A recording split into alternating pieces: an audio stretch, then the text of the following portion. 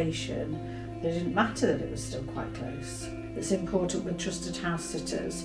We had one long video call at the very beginning. The communication was really easy before, during and after. I'm Keely.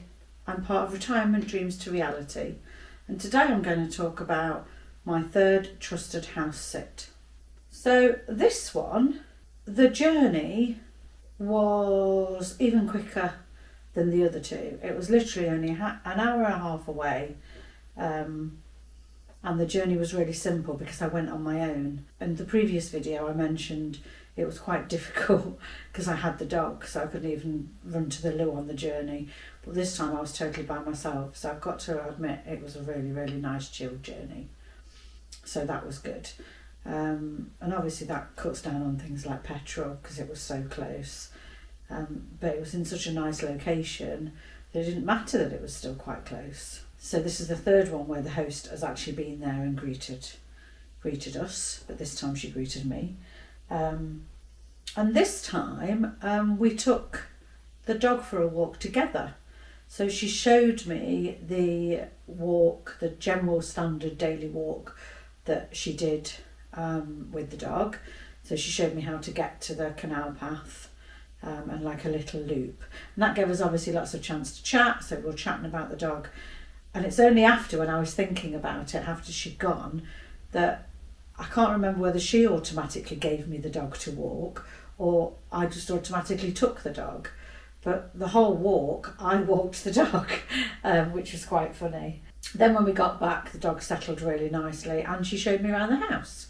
So she showed me my bedroom, the main bathroom, the ensuite.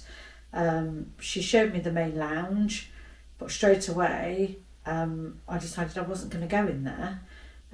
It was more restricting for the dog because it was a nice posh room. And she showed me the children's playroom, which had a TV, a really sort of old comfy couch. She said, oh, I'm fine with the dog going on there. So that's what I decided to do. And this is the third sit now where we haven't entered the best room. That just suits us. With other people's dogs, we haven't got to stress about anything getting spoiled. So yeah, I spent the weekend in the kids' playroom, in sort of the day room really. She showed me how to work the washing machine, how to work the dishwasher, how to work the cooker.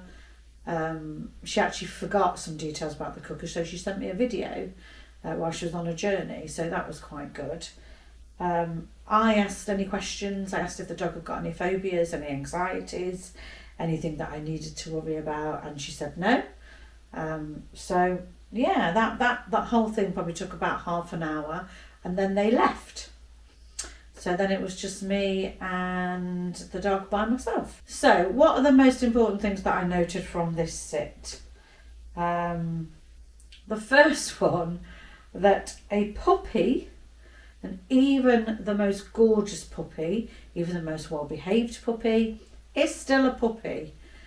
This one was 18 months old and he mouthed things. He liked mouthing things.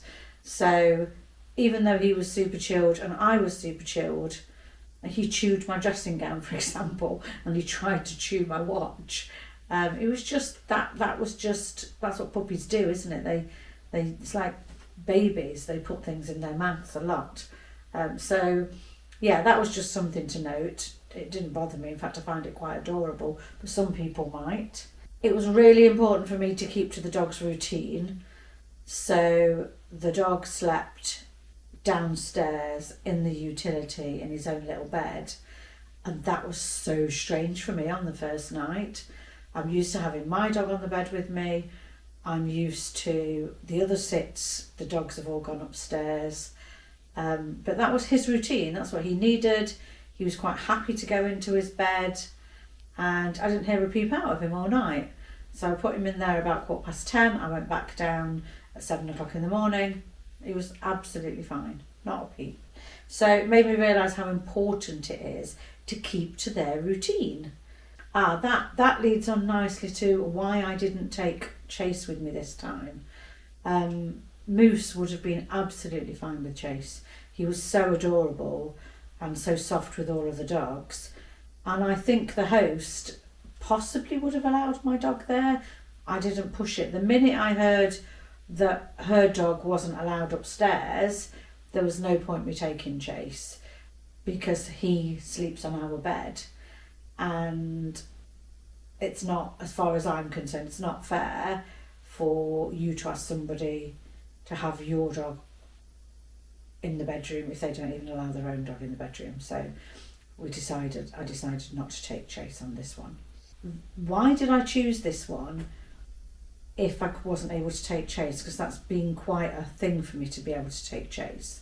So I think part of the reason I chose this one is because it was so close, and I did want to do one on my own, but it also really fitted my criteria of being walkable into a nice town. It was close to a little town that had at least 3 or 4 really dog-friendly cafes.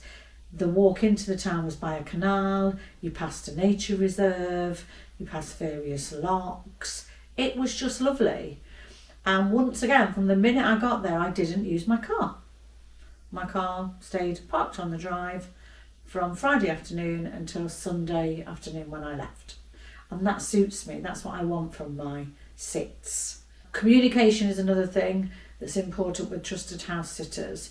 We had one long video call at the very beginning, and obviously I made sure that she was well aware of my ETA. I messaged her when I left home, I messaged her when I stopped for a coffee.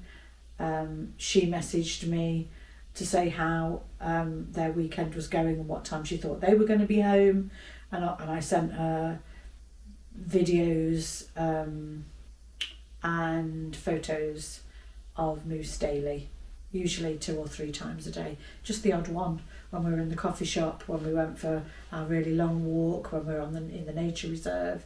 So just various little things. So communication was really easy before, during and after. So we obviously communicated. She communicated when she got home. I let her know I'd got home, asked that Moose was okay, because I left before they got home. So communication was just really good all the way through. And I'll put a photo of my review on that I left for them, but also the review that they left for me, which once again was lovely. So in summary, would I do this sit again? Yes, absolutely. But Moose was really adorable. He was a super cute puppy, but he was still a puppy, so that's just something to remember.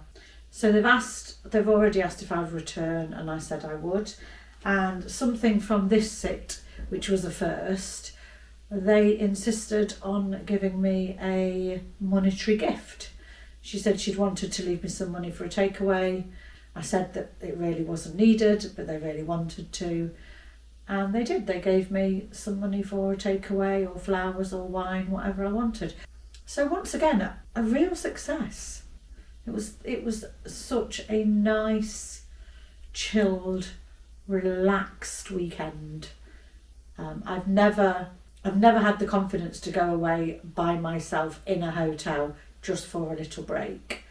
But this is sort of doing that for me a little bit, because I'm doing it I'm doing it with a purpose. Got chatting to loads of people again, all asking about the dog, and you sort of have to say, well, it's not mine.